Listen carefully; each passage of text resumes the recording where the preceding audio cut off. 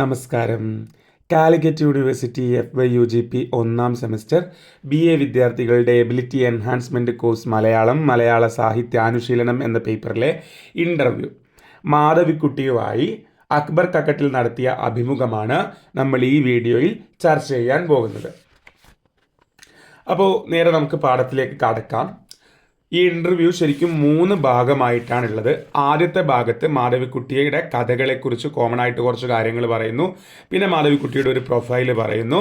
അതിനുശേഷം അക്ബർ കക്കട്ടിലും മാധവിക്കുട്ടിയും തമ്മിലുള്ള ഇൻ്റർവ്യൂ പറയുന്നു, ചോദ്യം ഉത്തരം അങ്ങനെ. അപ്പോൾ ആദ്യം നമുക്ക് മാധവിക്കുട്ടിയുടെ കഥകളെക്കുറിച്ച് മനസ്സിലാക്കാം. ഇംഗ്ലീഷിൽ അറിയപ്പെടുന്ന കവയിത്രിയും മലയാളത്തിൽ മനുഷ്യ മനസ്സിൻ്റെ ലോലതലങ്ങൾ അനാവൃതമാക്കുന്ന ചെറുകഥാകാരിയുമാണ് മാധവിക്കുട്ടി എന്ന കമലാദാസ്. മാധവിക്കുട്ടിയുടെ പേര് നിങ്ങൾക്ക് ഒരുപാട് പേരുകൾ അറിയായിരിക്കും. കുട്ടിക്കാലത്ത് കമല എന്നായിരുന്നു പേര്. മാധവദാസിനെ കല്യാണം കഴിച്ചു ചെറിയ പ്രായത്തിൽ തന്നെ, അങ്ങനെ കമലാദാസായി. അപ്പോൾ ഇംഗ്ലീഷ് കവിതകൾ എഴുതിയിട്ടുണ്ട് മാധവിക്കുട്ടി ധാരാളം. അപ്പോൾ ആ കവിതകൾ എഴുതുമ്പം കമലാദാസ് എന്ന പേരാണ് കൊടുത്തിരുന്നത്. പിന്നെ അതിനുശേഷം തൂലികാനാമമായിട്ട് മാധവിക്കുട്ടി എന്ന് വെച്ചു. പിന്നെ ഇസ്ലാം മതത്തിലോട്ട് കൺവേർട്ട് ആയതിനു ശേഷം കമല സുരയ്യ എന്നാക്കി. അങ്ങനെ കുറേ പേരുകളുണ്ട് മാധവിക്കുട്ടിക്ക്. അപ്പോൾ ഇംഗ്ലീഷിൽ അറിയപ്പെടുന്ന കവയിത്രിയാണ്. കവിത എഴുതുന്ന സ്ത്രീകൾക്ക് എന്താ പറയുക? കവയിത്രി. ഇംഗ്ലീഷിൽ അറിയപ്പെടുന്ന കവയിത്രിയാണ്. മലയാളത്തിൽ മനുഷ്യ മനസ്സിൻ്റെ ലോലതലങ്ങൾ അനാവൃതമാക്കുന്ന ചെറുകഥാകാരിയുമാണ് മാധവിക്കുട്ടി എന്ന കമലാദാസ്. ഹൃദയത്തിൻ്റെ ആഴങ്ങളിൽ അസ്വാസ്ഥ്യം പടർത്തുന്ന അനുഭവങ്ങൾ സ്വന്തം രക്തത്തിൽ മുക്കി എഴുതിയവയാണ് അവരുടെ രചനകൾ. അല്ലേ? മാധവിക്കുട്ടിയുടെ കഥകൾ വായിച്ച ആൾക്കാർക്ക് അറിയാം, അത്രത്തോളം നമ്മളെ ഡിസ്റ്റർബ് ആക്കും ആ രചനകൾ. നമ്മുടെ മനസ്സിൻ്റെ അഗാധ തലങ്ങളിലേക്ക് അത് ഇറങ്ങും. അപ്പോൾ ഹൃദയത്തിൻ്റെ ആഴങ്ങളിൽ ഒരു ബുദ്ധിമുട്ട്, അസ്വാസ്ഥ്യം, ഒരിടങ്ങേറെന്നൊക്കെ പറയില്ലേ, പടർത്തുന്ന അനുഭവങ്ങൾ സ്വന്തം രക്തത്തിൽ മുക്കി എഴുതിയവയാണ് അവരുടെ രചനകൾ. സാമുദായിക ജീവിതത്തിലെ പൊയ്മുഖങ്ങളും പൊള്ളത്തരങ്ങളും സ്വന്തം ജീവിതത്തിൽ അവരെ എന്നും ഗർജിക്കുന്ന സിംഹിണിയാക്കി മാറ്റാറുണ്ട്. ആ മനസ്സിനേറ്റ പൊള്ളലിൻ്റെ നീറ്റലാണ് കൃതികളിലൂടെ നാം അനുഭവിച്ചറിയുന്നത്. പ്രിയ സത്യങ്ങൾ എന്ന പോലെ അപ്രിയ സത്യങ്ങളും ആവിഷ്കരിക്കാൻ ധൈര്യം കാണിക്കുന്നതിൻ്റെ പേരിൽ എപ്പോഴും വിവാദങ്ങളിൽ ചെന്ന് ചാടേണ്ടി വന്ന ഏറെ തെറ്റിദ്ധരിക്കപ്പെട്ടിട്ടുള്ള കലാകാരി കൂടിയാണ് മാധവിക്കുട്ടി. അതാണ് മാധവിക്കുട്ടിയുടെ പ്രത്യേകത. എല്ലാ കാര്യങ്ങളും സത്യസന്ധമായിട്ട് എഴുതി. അതുകൊണ്ട് തന്നെ ഒന്നും ഒളിച്ചു വെക്കാതെ കൃത്യമായിട്ട് അദ്ദേഹം എഴുതിയത് കൊണ്ട് തന്നെ എന്നും ജീവിതകാലത്തങ്ങോളം അദ്ദേഹം ധാരാളം വിവാദങ്ങളിൽ പെട്ടുപോയിട്ടുണ്ടായിരുന്നു. അദ്ദേഹത്തിൻ്റെ ആത്മകഥയാണ് എൻ്റെ കഥ. ആ പുസ്തകമൊക്കെ ഇറങ്ങിയ സമയത്ത് അത്രയധികം വിവാദങ്ങളിൽ അദ്ദേഹം പെട്ടിട്ടുണ്ടായിരുന്നു. മുൻവിധികളില്ലാതെ താനേ വാർന്നു വീഴുന്നുവെന്ന പ്രതീതി ജനിപ്പിക്കും വിധത്തിലുള്ളതാണ് മാധവിക്കുട്ടിയുടെ രചനകൾ. മാധവിക്കുട്ടിയുടെ പുസ്തകം വായിച്ചു കഴിഞ്ഞാൽ നിങ്ങൾക്ക് തോന്നും മുന്നേ കാലേ കൂട്ടി എഴുതി തയ്യാറാക്കിയതായിട്ട് നമുക്ക് തോന്നില്ല. അങ്ങനെ മനുഷ്യൻ്റെ മനസ്സിലുള്ള വികാരങ്ങൾ ഇങ്ങനെ ഒഴുകി വരുന്നത് പോലെയാണ് നമുക്ക് തോന്നുക. സത്യസന്ധത അതിൻ്റെ മുഖമുദ്രയായി നമുക്ക് അനുഭവപ്പെടുന്നു. അല്ലേ? നമ്മൾ പറഞ്ഞു അത്രയും സത്യസന്ധമായിട്ട് രചനകൾ നിർവഹിച്ച ആളാണ്, ജെന്യുവനായിട്ട് പറഞ്ഞ ആളാണ്. തിരഞ്ഞെടുക്കുന്ന വിഷയങ്ങളുടെ അസാധാരണത്വം, മൊത്തത്തിൽ പാലിക്കുന്ന മിതത്വം, കഥ പറയുന്നതിൽ തെളിയുന്ന നിസ്സംഗത എന്നിവ അവരുടെ കഥകൾക്ക് കൂടുതൽ കരുത്ത് നൽകുന്നു. മാധവിക്കുട്ടിയുടെ കഥകളുടെ പ്രത്യേകത കണ്ടോ? അസാധാരണമായ വിഷയങ്ങളാണ് തിരഞ്ഞെടുക്കുക. പലപ്പോഴും മാധവിക്കുട്ടിയുടെ കഥകളിൽ ഒരു സർറിയലിസ്റ്റിക് ടച്ചൊക്കെ കാണാം. എന്ന് വെച്ച് കഴിഞ്ഞാൽ റിയലിസത്തിനും അപ്പുറം, യഥാർത്ഥമായിട്ടുള്ള സംഭവത്തിനും അപ്പുറമുള്ള ഒരു ബോധം കാണാം മാധവിക്കുട്ടിയുടെ കഥകളിൽ. സർറിയലിസം എന്നൊക്കെ പറയുമ്പോൾ അയഥാർത്ഥവാദം എന്നൊക്കെ പറയും നമ്മൾ. റിയലിസത്തിനും അപ്പുറമുള്ളതാണ്. കറക്റ്റ് നമുക്ക് നടക്കുന്ന കാര്യമായിട്ട് തോന്നില്ല, അതിനും അപ്പുറമുള്ളൊരു വിഭ്രാന്തി ആയിട്ടൊക്കെ തോന്നും അവരുടെ പല കഥകളും. അപ്പം അത് നിങ്ങൾക്ക് ഒരുപാട് കഥകളുണ്ട്. ഇപ്പം പക്ഷിയുടെ മണമായാലും കല്യാണി ആയാലും ഒക്കെ നമുക്കങ്ങനെ ഫീൽ ചെയ്യും. ഇനി തിരഞ്ഞെടുക്കുന്ന വിഷയങ്ങളുടെ അസാധാരണത്വം, മൊത്തത്തിൽ പാലിക്കുന്ന മിതത്വം, കഥ പറയുന്നതിൽ തെളിയുന്ന നിസ്സംഗത അഥവാ വിരക്തി എന്നിവ അവരുടെ കഥകൾക്ക് കൂടുതൽ കരുത്തു പ്രത്യേക രീതിയിലുള്ള മാനസികാവസ്ഥകളാണ് ഓരോ കഥയും നമ്മെ അനുഭവിപ്പിക്കുന്നത്. അല്ലെങ്കിൽ അപൂർവതകൾ നിറഞ്ഞ ഭാവാന്തരീക്ഷം. സംഭവപ്രധാനമല്ലാതെ ഭാവപ്രധാനമാകുന്ന കഥകൾ വായനക്കാരെ അസ്വസ്ഥമാക്കുന്നു. അത് തന്നെയാണ് അവരുടെ കഥകളിൽ കൂടുതലും സംഭവപ്രധാനങ്ങളല്ല, അതിലൊരുപാട് സംഭവങ്ങളിലുണ്ട് ഉണ്ടായിരിക്കുക. പിന്നെയോ ഭാവപ്രധാനങ്ങളാണ്. ആ ഒരു സിറ്റുവേഷനിൽ ആ കഥാപാത്രത്തിൻ്റെ ഉള്ളിലൂടെയാണ് അവരുടെ കഥകൾ സഞ്ചരിച്ചിട്ടുള്ളത്. എന്തൊക്കെയാണ് മാധവിക്കുട്ടിയുടെ കഥാപ്രപഞ്ചത്തിൽ നിന്ന് നമുക്ക് കിട്ടുന്നത്? രാജാവിന് കുപ്പായമില്ല എന്ന് പറഞ്ഞ ബാലമനസ്സിൻ്റെ നിഷ്കളങ്കത അവിടെ കാണാം അവരുടെ കഥാപ്രപഞ്ചത്തിൽ. പരിഷ്കൃത സമൂഹത്തിലെ നാഗരിക വനിതകളുടെ പൊട്ടിത്തെറിച്ച ജീവിതത്തിൻ്റെ ചിത്രങ്ങൾ അവിടെയുണ്ട്. അപ്പം മാധവിക്കുട്ടിയുടെ കഥ കഥകൾ എങ്ങനെയുള്ളതാണെന്ന് നമ്മൾ സംക്ഷേപിക്കുകയാണ്. രാജാവിന് കുപ്പായമില്ല എന്ന് പറഞ്ഞ കുട്ടി മനസ്സിൻ്റെ നിഷ്കളങ്കത അവരുടെ കഥകളിൽ കാണാം. പരിഷ്കൃത സമൂഹത്തിലെ നാഗരിക വനിതകളുടെ മോഡേൺ സൊസൈറ്റിയിലെ പരിഷ്കൃത സമൂഹത്തിലെ നാഗരിക വനിതകളുടെ പൊട്ടിത്തെറിച്ച ജീവിതത്തിൻ്റെ ചിത്രങ്ങൾ അവിടെയുണ്ട്. ഭിന്നപ്രായങ്ങളിലുള്ള മനുഷ്യരുടെ ദൗർബല്യങ്ങൾ അവരുടെ കഥകളിലുണ്ട്. പല പ്രായത്തിലുള്ള മനുഷ്യന്മാരുടെയും വീക്ക്നെസ് അവരുടെ കഥകളിലുണ്ട്. സാമൂഹിക ജീവിതത്തിൻ്റെ പരസ്പരം പൊരുത്തപ്പെടാത്ത വ്യത്യസ്ത മുഖങ്ങളുണ്ട്. മനുഷ്യബന്ധങ്ങളുടെ ശീതളിമ, തണുപ്പും ഊഷ്മളതകളും ഉണ്ട് അവരുടെ കഥകളിൽ. ഗൃഹാതുരത്വത്തിൻ്റെ സ്നേഹസ്മൃതികളുണ്ട്. നൊസ്റ്റാൾജിക് ഫീലിംഗ് തരുന്ന പാടവും പറമ്പും ഒക്കെ ഉണ്ട്. രതി അഥവാ സെക്സ്, രതിയുടെ ഇക്കിളിയും തീക്ഷ്ണ ഗന്ധവുമുണ്ട് അദ്ദേഹത്തിൻ്റെ കഥകളിൽ. അയുക്തികങ്ങളായ അന്തരംഗ ചലനങ്ങളുണ്ട്. ഞാൻ പറഞ്ഞല്ലോ, റിയലിസത്തിനപ്പുറം സർറിയലിസം ഉണ്ട്. പിന്നെയോ, ഇതിലോരോന്നും വായിച്ചു തീരുമ്പോൾ നാം ഒരു കാര്യം ഉറപ്പിക്കുന്നു: ഇതിൽ കണ്ട മനുഷ്യഹൃദയം അപൂർവ സാഹചര്യങ്ങളിൽ അകപ്പെട്ടതാണ്. അങ്ങനെ ഈ പറഞ്ഞ കാര്യങ്ങളൊക്കെ നിറഞ്ഞതാണ് അദ്ദേഹത്തിൻ്റെ കഥകൾ. ഒരു കഥ പറയാൻ മാധവിക്കുട്ടിക്ക് അധികം വാക്കുകളോ വാക്യങ്ങളോ വേണ്ട. രക്താർബുദം എന്ന കൊച്ചു കഥ ഓർമ്മ വരുന്നു. അപ്പം മാധവിക്കുട്ടിയെക്കുറിച്ച് പറയാണ്, ഒരു കഥ പറയാൻ മാധവിക്കുട്ടിക്ക് ഒരുപാട് സമയമോ അല്ലെങ്കിൽ വാക്കുകളോ ഒന്നും വേണ്ട, കുറഞ്ഞ വാക്കുകളിൽ അവസാനിപ്പിക്കും. എന്താണ്? രക്താർബുദം എന്ന അദ്ദേഹത്തിൻ്റെ കൊച്ചു കഥയെക്കുറിച്ച് പറയാണ്. ശീർഷകം തന്നെ, ഹെഡിങ് തന്നെ ഒരു ആഘാതമേൽപ്പിക്കുന്നുണ്ട് വായനക്കാരിൽ. രക്താർബുദം എന്നാണല്ലോ. അമ്മയുടെ നിർബന്ധം കൊണ്ട് മകളെ ബോർഡിങ്ങിലാക്കി, അതിലെ കഥയാണ്. പക്ഷേ അവൾക്ക് അസുഖമാണെന്ന് മനസ്സിലായതോടെ അമ്മ മകളെ കൊണ്ടുവരികയും തിരിച്ചയക്കാതിരിക്കുകയുമാണ് ഇക്കഥയിൽ. പല അർത്ഥമാനങ്ങളുണ്ട് ഈ കൊച്ചു കഥയ്ക്ക്. പരിഷ്കൃത ലോകത്തിൻ്റെ പൊങ്ങച്ചം ആ കഥയിൽ ഒരു ഭാഗത്തുണ്ട്. രോഗത്തിൽ അലിഞ്ഞു പോകുന്ന മനസ്സിൻ്റെ ആർദ്രത മറുഭാഗത്തുണ്ട്. അമ്മയും അച്ഛനും തമ്മിൽ, അമ്മയും മകളും തമ്മിൽ, അച്ഛനും മകളും തമ്മിലൊക്കെയുള്ള ബന്ധങ്ങളുടെ കൊളുത്തുകൾ ഇതിനിടയിൽ നാം തിരിച്ചറിയുന്നു. വളരെ കുറച്ച് വാക്യങ്ങളിൽ, അവയിൽ വളരെ കുറച്ച് വാക്കുകളിലാണ് മാധവിക്കുട്ടി കഥാരചന നിർവഹിച്ചിരിക്കുന്നത്. ഈ ആവിഷ്കാര ചാതുരി അവരുടെ എല്ലാ കഥകളിലും തെളിഞ്ഞു കാണാം. അപ്പോൾ ഇവിടെ നമ്മൾ പറഞ്ഞതാണ്, മാധവിക്കുട്ടിക്ക് കഥ എഴുതാൻ ഒരുപാട് വാക്കിൻ്റെയോ അല്ലെങ്കിൽ പരത്തി പറയേണ്ടതിൻ്റെയോ ഒന്നും ആവശ്യമില്ല. ഇപ്പം അതിനുദാഹരണമായിട്ട് പറയുകയാണ് ഈ രക്താർബുദം എന്ന് പറയുന്ന കഥ തന്നെ. അതിൽ അച്ഛനും മകളും, അമ്മയും അച്ഛനും മകളും അമ്മയും തമ്മിലൊക്കെയുള്ള ബന്ധം പറയാൻ കുറച്ച് വാക്കുകളിൽ തന്നെ അദ്ദേഹത്തിന് പറ്റിയിട്ടുണ്ട്. ഇനി കുട്ടികൾ ലോകം നോക്കിക്കാണുന്നത് മുതിർന്നവരുടേതിൽ നിന്ന് വളരെ വ്യത്യസ്തമായാണെന്ന് സൂക്ഷ്മമായി പഠിച്ചറിഞ്ഞ കഥാകാരിയാണ് മാധവിക്കുട്ടി. കുട്ടികളുടെ ഇടയിൽ കാപഢ്യമോ കളങ്കമോ ഇല്ലെന്ന് അവർക്കറിയാം. പക്ഷേ ആ നിർദോഷതയാകട്ടെ, കാപഢ്യമില്ലായ്മ, ആ കളങ്കമില്ലായ്മയാകട്ടെ മുതിർന്നവർക്ക് ചിലപ്പോൾ ഒരു താക്കീതായി തീരും. പറയുന്ന മനസ്സിലായിട്ടുണ്ടോ? മാധവിക്കുട്ടിയുടെ ഒരുപാട് കഥകൾ വായിക്കുന്നുണ്ട്, നിങ്ങൾക്ക് എളുപ്പം മനസ്സിലാവും. കുട്ടികൾ ലോകം നോക്കിക്കാണുന്നത് മുതിർന്നവരുടേതിൽ നിന്ന് വളരെ വ്യത്യസ്തമായാണെന്ന് സൂക്ഷ്മമായിട്ട് പഠിച്ചറിഞ്ഞ കഥാകാരിയാണ് മാധവിക്കുട്ടി. കുട്ടികളുടെ ഇടയിൽ കാപഢ്യമോ കളങ്കമോ ഇല്ലെന്ന് മാധവിക്കുട്ടിക്ക് അറിയാം. പക്ഷേ ആ നിർദോഷത, ആ കളങ്കമില്ലായ്മയാവട്ടെ മുതിർന്നവർക്ക് ചിലപ്പോൾ ഒരു താക്കീതാവും, ഒരു വാണിംഗ് ആവും. മാധവിക്കുട്ടിയുടെ തന്നെ മറ്റൊരു കഥയെ ഉദ്ധരിച്ചുകൊണ്ട് പറയാണ്. നുണകൾ എന്ന കഥ മാധവിക്കുട്ടിയുടെ, ഇപ്പോൾ ഈ ഇൻ്റർവ്യൂ പഠിച്ചു കഴിയുമ്പോഴത്തേക്ക് നമുക്ക് മാധവിക്കുട്ടിയുടെ ഒരുപാട് കഥകൾ ചർച്ച ചെയ്യാൻ പറ്റും. മാധവിക്കുട്ടിയുടെ നുണകൾ എന്ന കഥ ആ സത്യത്തിലേക്കാണ് വിരൽ ചൂണ്ടുന്നത്. ഏത് സത്യത്തിലേക്ക്? പിന്നെ കുട്ടികളുടെ ഇടയിൽ കാപഢ്യമോ കളങ്കമോ ഇല്ല, പക്ഷേ ആ നിർദോഷതയാകട്ടെ മുതിർന്നവർക്ക് ചിലപ്പോൾ ഒരു താക്കീതായിത്തീരും എന്ന സത്യത്തിലേക്കാണ് നുണകൾ എന്ന കഥ വിരൽ ചൂടുന്നത്. എന്താ അത് കഥയിൽ പറയുന്നത്? അച്ഛൻ്റെ അവിഹിത വേഴ്ച കാണാനിടയായ മകൻ പിറ്റേന്ന് താൻ കണ്ട ഒരു സ്വപ്നത്തെക്കുറിച്ച് അമ്മയോട് പറയുമ്പോൾ തന്നിലേക്ക് നീണ്ടുന്ന ചൂണ്ടുവിരലാണെന്ന് കരുതി അച്ഛൻ നുണ പറയരുതെന്ന് അവനെ വിലക്കുകയാണ്. അപ്പോൾ നുണകൾ എന്ന കഥ എന്താ പറയുന്നത്? അച്ഛൻ്റെ അവിഹിത വേഴ്ച കാണാനിടയായ മകൻ പിറ്റേന്ന് താൻ കണ്ട ഒരു സ്വപ്നത്തെക്കുറിച്ച് അമ്മയോട് പറയാം. അപ്പോൾ അച്ഛൻ വിചാരിക്കുകയാണ് ഇത് എൻ്റെതാണ് കാര്യ പറയുന്നത്, ആ കണ്ടുപോയ കാര്യ പറയുന്നതെന്ന് വിചാരിക്കുകയാണ്. അങ്ങനെ അവനോട് നുണ പറയരുതെന്ന് വിലക്കുന്നു.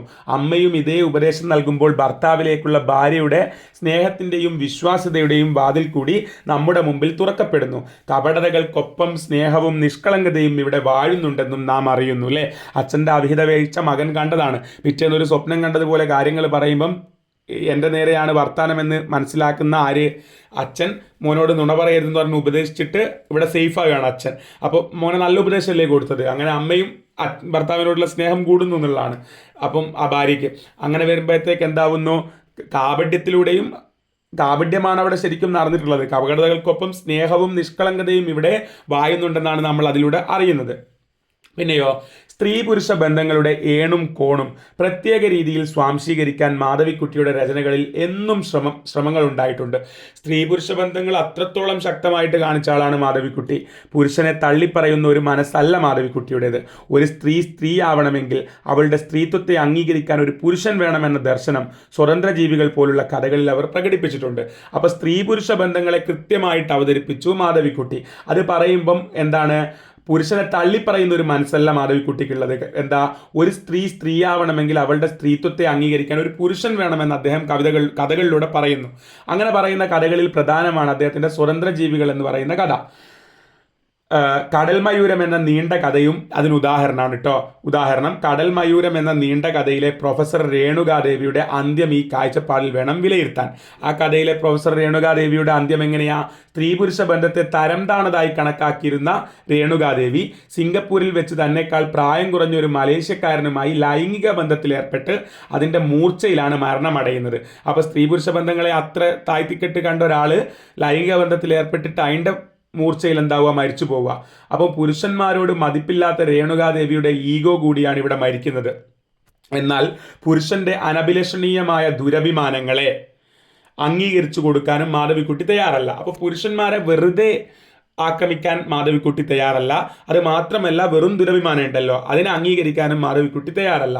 ഒരു ഡോബർമാൻ നായയുടെ കാവലിൽ ആട്ടുകട്ടിലിൽ ഇരുന്നാടുന്ന ആട്ടുകട്ടിൽ എന്ന നീണ്ട കഥയിലെ രാജലക്ഷ്മി, അടുത്ത ആട്ടുകട്ടിൽ എന്ന് പറയുന്ന അവരുടെ കഥ പറഞ്ഞതിലൂടെ പറയാണ് എന്താ, പുരുഷന്റെ അനഭിലഷണീയമായ ദുരഭിമാനങ്ങളെ അംഗീകരിച്ചു കൊടുക്കാനും മാധവിക്കുട്ടി തയ്യാറല്ല. കാരണം എന്താ, ഈ ഒരു കഥ നോക്കുക, ആട്ടുകട്ടിൽ എന്ന് പറയുന്ന കഥ.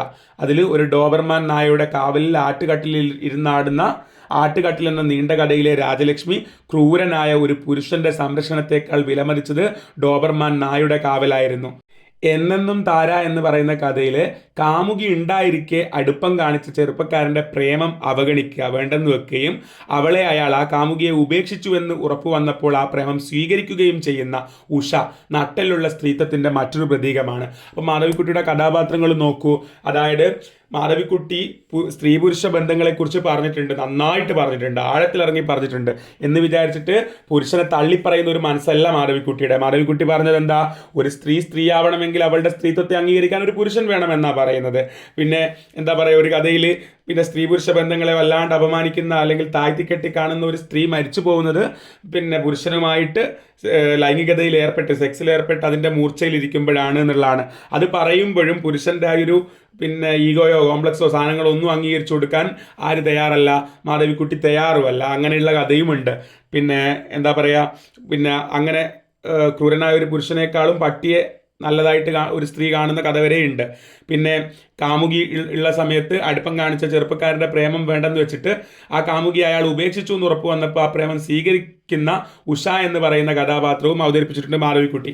അങ്ങനെ സ്ത്രീ പുരുഷ ബന്ധങ്ങൾ, സ്ത്രീയുടെയും പുരുഷൻ്റെയും മനസ്സിൻ്റെ ആഴത്തിലേക്ക് ഇറങ്ങിയിട്ട് കഥകൾ അവതരിപ്പിച്ചിട്ടുണ്ട് ആര്, മാധവിക്കുട്ടി. സ്ത്രീ പുരുഷ ബന്ധത്തിൽ സ്ത്രീ പുരുഷൻ്റെ നേർക്ക് പുലർത്തുന്ന അകാരണമായ വേവലാതികൾ വരെ മാധവിക്കുട്ടി കഥയ്ക്ക് വിഷയമാക്കിയിട്ടുണ്ട്. സ്ത്രീ പുരുഷ ബന്ധത്തിൽ സ്ത്രീ പുരുഷൻ്റെ നേർക്ക് പുലർത്തുന്ന കാരണമില്ലാത്ത ചില വേവലാതികൾ, ടെൻഷൻസ് മാധവിക്കുട്ടി കഥയ്ക്ക് വിഷയമാക്കിയിട്ടുണ്ട്. പ്രസവം എടുത്ത ഘട്ടത്തിൽ ഭാര്യ ഭർത്താവിനെയും വേലക്കാരിയെയും ചുറ്റിപ്പറ്റി നെയ്തുണ്ടാക്കിയ ചുവന്ന പാവാട കഥേൻ്റെ പേരാട്ടോ. അതിലെ പ്രസവം അടുത്ത ഘട്ടത്തിൽ മാധവിക്കുട്ടിയുടെ കഥയാണ് ചുവന്ന പാവാട. പ്രസവം അടുത്ത ഘട്ടത്തിൽ ഭാര്യ ഭർത്താവിനെയും വേലക്കാരിയെയും ചുറ്റിപ്പറ്റി നെയ്തുണ്ടാക്കിയ കഥയിൽ ചുവന്ന പാവാടയിൽ ഭാര്യയെ വെട്ടിക്കാൻ തക്കം പാർത്ത് നടക്കുന്ന പുരുഷനെ മാധവിക്കുട്ടി ശരിക്കും അനുകമ്പയോടെ കാണുന്നു. ഉറച്ചു മണ്ണ് എന്ന കഥയിലെ നായകൻ അത്തരമൊരാളാണ്. പക്ഷെ പൊതുവെ ദാമ്പത്യം രസമില്ലാതെ അനുഭവിക്കുന്നവരാണ് മാധവിക്കുട്ടിയുടെ സ്ത്രീ കഥാപാത്രങ്ങൾ. പലായനം എന്ന കഥയിലെയും ലോകം ഒരു കവയിത്രിയെ നിർമ്മിക്കുന്നു എന്ന കഥയിലെയും ഒക്കെ നായികമാരെ ഓർക്കുക.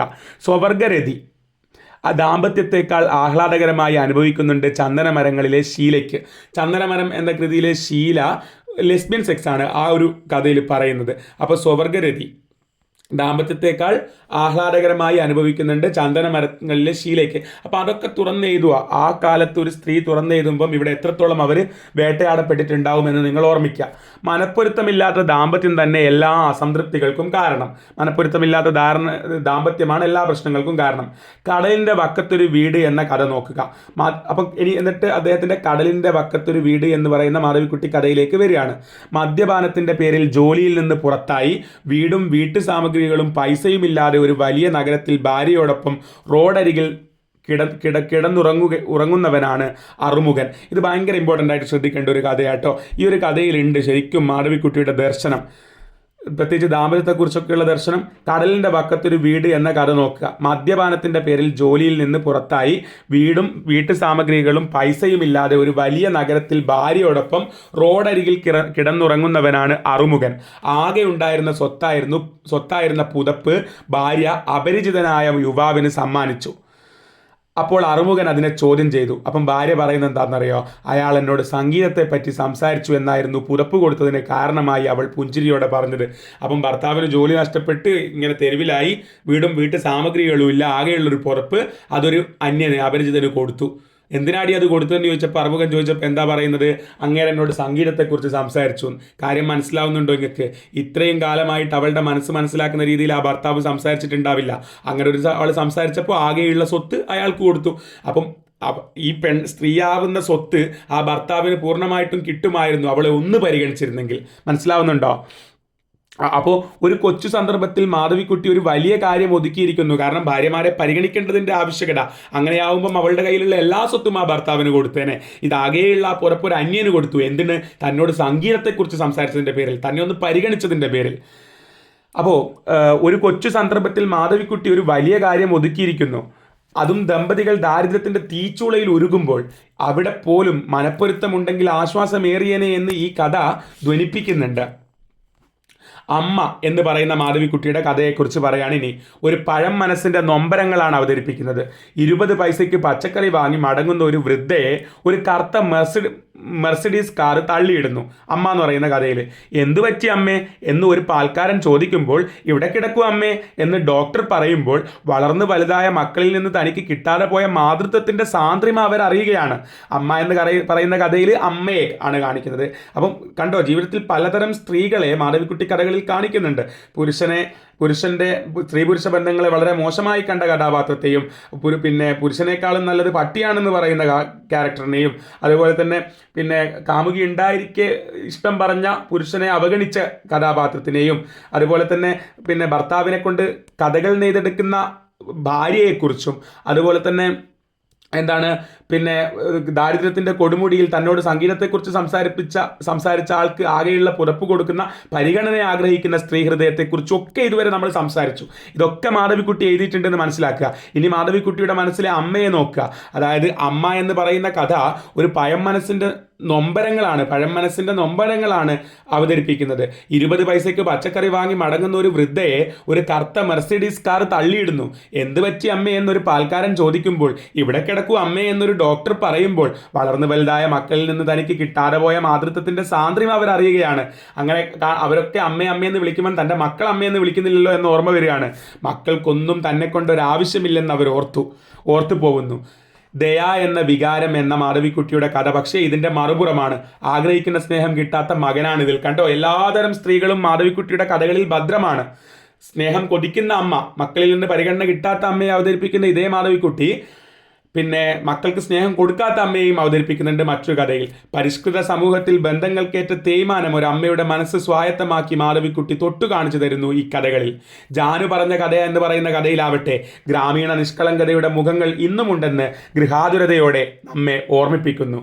ജാനു എഴുതുന്ന മട്ടിൽ രചിക്കപ്പെട്ട ഈ കഥ സംഭാഷണ കലയുടെ സിദ്ധികൾ കൂടി ഉൾക്കൊള്ളുന്നു. ഡയലോഗ്സ് ഉണ്ട്. ഗുരുവായൂരിൽ തൊയാൻ പോയ അവൾക്ക്, ജാനുവിന് അല്ലേ, ശങ്കുണ്യാരോട് ജനിക്കുന്ന അടുപ്പമാണെന്ന് അംഗീകരിക്കാത്ത അവളുടെ ബോധ മനസ്സ് നമ്മുടെ സദാചാര നിയമങ്ങളെ ഭയപ്പെടുന്ന ഗ്രാമീണ പെൺകൊടിയുടേതാണ്. മനസ്സിലായോ? അങ്ങനെ എല്ലാത്തരം സ്ത്രീകളെയും സ്ത്രീകളുടെ എല്ലാ അവസ്ഥകളെയും പ്രായഭേദമന്യേ മാധവിക്കുട്ടി കഥകളിൽ അവതരിപ്പിച്ചു. കാലിച്ചണ്ട എന്ന കഥയിലെ കമലാക്ഷിയോ കഥാപാത്രം കേട്ടോ നമുക്ക് പിടിതരാതെ നിൽക്കുന്ന പുരനിറഞ്ഞ ഗ്രാമീണ പെണ്ണാണ്. ഇങ്ങനെ മാധവിക്കുട്ടി കാണിച്ചു തരുന്ന ജീവിത തലങ്ങളുടെ വൈവിധ്യം വളരെയുണ്ടെന്ന് കാണാം.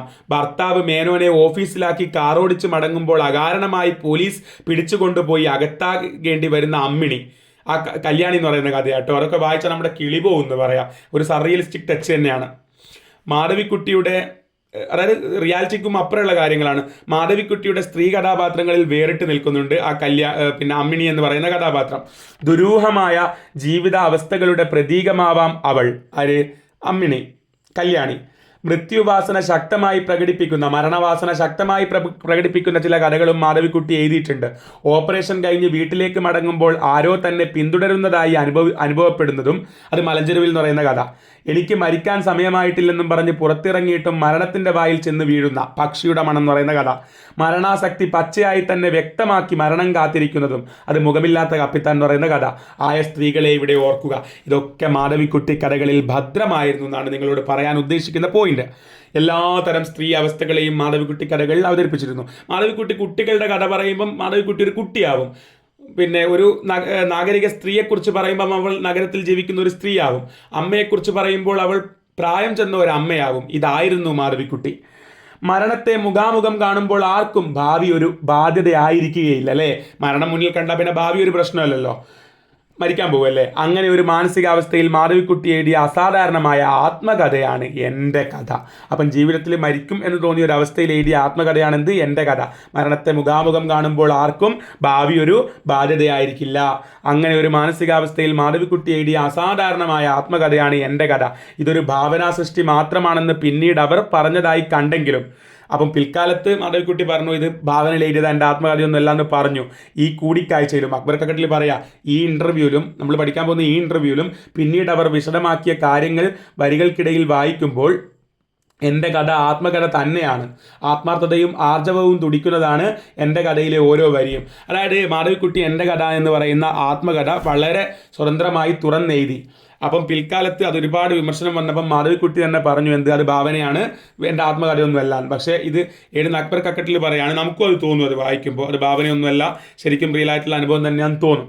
മലയാള സാഹിത്യത്തിലെ ഒരു പൊട്ടിത്തെറിയായിരുന്നു 1973 പുറത്തിറക്കിയ ഈ കൃതി എൻ്റെ കഥ. ഒന്നും അറിയാത്ത പ്രായത്തിൽ വിവാഹിതയാകേണ്ടി വന്ന ഒരു സ്ത്രീയുടെ ജീവിതാനുഭവങ്ങൾ ഇതിൽ അനാവരണം ചെയ്യുന്നു. ആത്മകഥയിൽ മാന്യതയുടേതായ പല മുഖംമൂടികളും അവർ പിച്ചിച്ചീന്തുന്നു, പലരെയും വിയർപ്പിക്കുന്നുണ്ട്. അപ്പോൾ നിങ്ങൾ ആ എൻ്റെ കഥ എന്ന് പറയുന്ന ആ പേര് നിർബന്ധമായിട്ട് ഓർത്തു വെക്കുക കേട്ടോ. വേണേൽ ചോദിക്കാം മാധവിക്കുട്ടിയുടെ ആത്മകഥയുടെ പേരെന്താണ്? എൻ്റെ കഥ. അപ്പോൾ എൻ്റെ കഥ ആത്മകഥ തന്നെയാണെന്നാണ് ഇദ്ദേഹം പറയുന്നത്. ഓക്കെ, അപ്പം മാധവിക്കുട്ടി എഴുതിയ അസാധാരണമായ ആത്മകഥയാണ് എൻ്റെ കഥ. ചെറുകഥയ്ക്ക് പിരിമുറുക്കം നൽകാനും ഭാവസാന്ദ്രമായ കവിതയുടെ അനുഭൂതി തീവ്രത വരുത്താനും ശില്പഭദ്രത നേടാനും മനഃശാസ്ത്രപരമായ ഉൾക്കാഴ്ചയോടെ ആധുനിക മനുഷ്യന്റെ പ്രത്യേകിച്ച് സ്ത്രീയുടെ അന്തർധാരകൾ തിരയാനും മൂല്യച്യുതികൾക്കെതിരെ വെല്ലുവിളി ഉയർത്താനും സാധിച്ച മാധവിക്കുട്ടി. അപ്പം മാധവിക്കുട്ടിയെക്കുറിച്ച് എന്താ പറയുന്നത്? ചെറുകഥയുടെ കഥയ്ക്ക് പിരിമുറുക്കം നൽകാൻ. മാധവിക്കുട്ടി കഥകൾ നമ്മൾ വായിച്ചു തീരുമ്പോഴത്തേക്ക് നമ്മൾ ആകെ ടെൻസ്ഡ് ആവും. ഭാവസാന്ദ്രമായ കവിതയുടെ അനുഭൂതി തീവ്രത വരുത്താൻ, ഒരു കവിതയുടെ അനുഭൂതി കഥയ്ക്ക് നൽകാൻ, ശില്പഭദ്രത നേടാൻ, മനഃശാസ്ത്രപരമായ ഉൾക്കാഴ്ചയോടെ ആധുനിക മനുഷ്യന്റെ പ്രത്യേകിച്ച് സ്ത്രീയുടെ അന്തർധാരകൾ, മനസ്സിലെ കാര്യങ്ങൾ തിരയാനും മൂല്യം നഷ്ടപ്പെട്ടു പോയ ഒരു സമൂഹത്തിന് നേരെ വെല്ലുവിളി ഉയർത്താനും സാധിച്ച ആളാണ് മാധവിക്കുട്ടി. പക്ഷേ നോവലിൽ ഒരു വിജയമായില്ല എന്നാണ് നമ്മളോട് ഇദ്ദേഹം പറയുന്നത്. മാധവിക്കുട്ടി പക്ഷേ എന്തായിരുന്നു? നോവലിൽ അത്രത്തോളം, കഥകളിൽ ഇത്രത്തോളം വിജയിച്ച മാധവിക്കുട്ടിക്ക് നോവലിൽ അത്രത്തോളം വിജയിക്കാൻ പറ്റിയില്ല എന്ന് അക്ബർ കക്കട്ടിൽ പറയാണ്. മാനസി, മാധവിക്കുട്ടിയുടെ 3 നോവലുകൾ എന്നിവയുൾപ്പെടെ 12 പുസ്തകങ്ങൾ നോവലിന്റെ ലേബലിലാണ് മാധവിക്കുട്ടി എഴുതിയതെങ്കിലും അവയ്ക്ക് നീണ്ട കഥയുടെ പ്രയോജനമേ നേടാനായുള്ളൂ, ഒരു നോവലായില്ല എന്ന് പറയാണ്. കഥയുടെ പരിമിതികളെ അവയ്ക്ക് മറികടക്കാനാവാത്തതാണ് കാരണം അദ്ദേഹം നോവൽ എഴുതുമ്പോഴും അതിലൊരു കഥയുടെ ടച്ച് ഉണ്ടായിരുന്നു. അടിസ്ഥാനപരമായി ഒരു കവയിത്രിയാണ് അവർ എന്ന് പറയാം. ചുരുക്കി ചെറുതാക്കി എഴുതുന്നതിലാണ് അവരുടെ വീറും. അതുകൊണ്ട് നോവൽ അത്രത്തോളം വിജയിച്ചില്ല. അതുകൊണ്ട് തന്നെയാവണം വിശാലമായ ജീവിതത്തെ സമഗ്രമായി ചിത്രീകരിക്കേണ്ടുന്ന നോവലിൻ്റെ മണ്ഡലം മാധവിക്കുട്ടി ഈ കൂടിക്കാഴ്ചയിൽ സമ്മതിക്കും പോലെ അവർക്ക് അപ്രാപ്യമായി തോന്നിയിരുന്നത്. അപ്പം മാധവിക്കുട്ടിയുടെ കഥകളെക്കുറിച്ച് നമ്മൾ ഡീറ്റെയിൽ ആയിട്ട് പറഞ്ഞു, അത്രത്തോളം മനസ്സിൻ്റെ ആഴങ്ങളിലേക്ക് ഇറങ്ങിയതാണ്. പക്ഷേ നോവലിൽ അത്രത്തോളം അവർ ശോഭിച്ചില്ല എന്ന് അക്ബർ കക്കട്ടിൽ പറയുന്നു. മാധവിക്കുട്ടി ബേസിക്കലി ഒരു പോയറ്റസ് ആണ്, കവയിത്രിയാണ്. അതുകൊണ്ട് കവിതയിലെല്ലാം ചുരുക്കി എഴുതുന്ന പരിപാടിയല്ലേ. അപ്പം വിശാലമാക്കി എഴുതേണ്ട നോവൽ അത്രത്തോളം ശോഭിക്കാൻ പറ്റാത്തത് അതുകൊണ്ടായിരിക്കും. കാതികയായ മാധവിക്കുട്ടിയേക്കാൾ, കഥ പറയുന്ന മാധവിക്കുട്ടിയേക്കാൾ പലർക്കും ഇഷ്ടം ഇംഗ്ലീഷ് കവയിത്രിയായ കമലാദാസിനെയാണ്. രണ്ടും ഒരാൾ തന്നെ. ഇംഗ്ലീഷ് കവയിത്രിയാണ് പലർക്കും ഇഷ്ടം. ഇന്തോ ആംഗ്ലിയൻ കവികളിൽ അവർക്ക് സമുന്നത സ്ഥാനമുണ്ട്. ക്രൂരമായ പുരുഷ മേധാവിത്വത്തിൻ്റെ ലോകത്തിൽ സ്ത്രീയുടെ ധീരമായ ശബ്ദം കൂസലില്ലാതെ ഉച്ചത്തിൽ കേൾപ്പിക്കുന്ന കമലാദാസ്.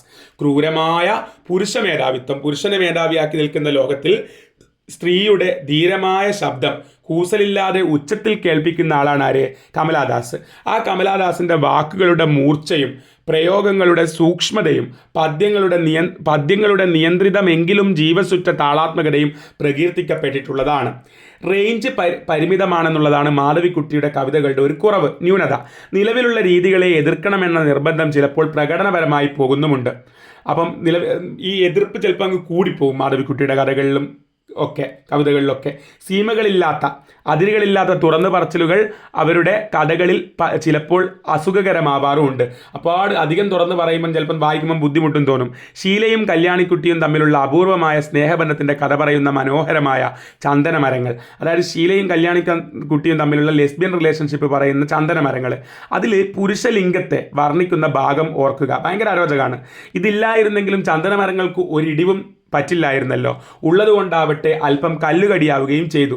ഉയർന്ന ഇടത്തരക്കാരുടെ ചാബല്യങ്ങൾ, വിശേഷിച്ചും സെക്സ് ചിത്രീകരിക്കുന്ന കഥകൾ ചിലപ്പോൾ അമേരിക്കൻ മാസികകളിൽ വരുന്ന കഥകളിലേതെന്ന പോലെ നമ്മുടെ ചുറ്റുപാടുകളിൽ അവിശ്വസനീയതയുടെ അംശങ്ങൾ ഉൾക്കൊള്ളുന്നു എന്നുള്ളതാണ്. വിശ്വസിക്കാൻ പറ്റാത്തതിൻ്റെ അംശങ്ങൾ ഉൾക്കൊള്ളുന്നു എന്നുള്ളതാണ്. മുഖ്യ കഥാപാത്രങ്ങളൊന്നും തന്നെ തീരെ ശുഭാപ്തി വിശ്വാസികളല്ലെന്നുള്ളതാണ് എടുത്തു പറയാവുന്ന മറ്റൊരു ദൗർബല്യം. മാധവിക്കുട്ടിയുടെ കഥകളിൽ മിക്ക കഥാപാത്രങ്ങളും എന്തായിരിക്കില്ല? ശുഭാപ്തി വിശ്വാസങ്ങളുള്ളവരായിരിക്കില്ല. അവരെല്ലാം പ്രത്യാശാരഹിതരായി, പ്രതീക്ഷയില്ലാണ്ട് കാണപ്പെടുന്നു. വേണ്ട കണ്ണികൾ യഥാസ്ഥാനങ്ങളിൽ ഇട്ടുതരാത്തത് കൊണ്ട് ചില കഥകൾ വായനക്കാരന് സ്വന്തം മനോധർമ്മത്തിനനുസരിച്ച് ഉൾക്കൊള്ളേണ്ടി വരുന്ന സാഹചര്യമുണ്ട്. മനസ്സിലാക്കാനുള്ള കണ്ണികൾ കഥകളിൽ ഇട്ട് തരാത്തത് കൊണ്ട് തന്നെ നമ്മൾ നമ്മുടെ ഇഷ്ടത്തിനനുസരിച്ച് മനസ്സിലാക്കേണ്ട അവസ്ഥ വരാറുണ്ട്. നാവിക വേഷം ധരിച്ച കുട്ടിയാണ് അങ്ങനെയുള്ള കഥയ്ക്കൊരു ഉദാഹരണം. അപ്പോൾ ഇതാണ് ഈ ഇൻ്റർവ്യൂവിൻ്റെ ഒന്നാം ഭാഗം പറയുന്നത്. ഒന്നാം ഭാഗത്തിൽ എന്താ നമ്മൾ കണ്ടത്? മാധവിക്കുട്ടിയുടെ കഥകളെക്കുറിച്ച് ഡീറ്റെയിൽ ആയിട്ട് പറയാണ്. അതിൻ്റെ എന്താ പറയുക, ഭംഗിയെക്കുറിച്ചും പറഞ്ഞു, അതുപോലെ ന്യൂനതകളെക്കുറിച്ചും പറഞ്ഞു എന്നുള്ളതാണ്. അപ്പോൾ ഇതാണ് ഒന്നാം ഭാഗം. ഈ വീഡിയോയിൽ ഞാൻ ഇത്രേ പറയുന്നുള്ളൂ. ഇനി രണ്ടാം ഭാഗത്തിൽ മാധവിക്കുട്ടിയുടെ ഒരു പ്രൊഫൈലാണ്. മൂന്നാം ഭാഗത്തിൽ ചോദ്യം ഉത്തരമാണ്. അക്ബർ കക്കട്ടിലിൻ്റെ ചോദ്യവും മാധവിക്കുട്ടിയുടെ ഉത്തരവും. അത് നമുക്ക് അടുത്ത വീഡിയോയിൽ ചർച്ച ചെയ്യാം കേട്ടോ. ക്ലാസ്സുകൾ എല്ലാവർക്കും വ്യക്തമായി മനസ്സിലായി എന്ന് വിചാരിക്കുന്നു. അടുത്ത ക്ലാസ്സിൽ വീണ്ടും കാണാം. താങ്ക്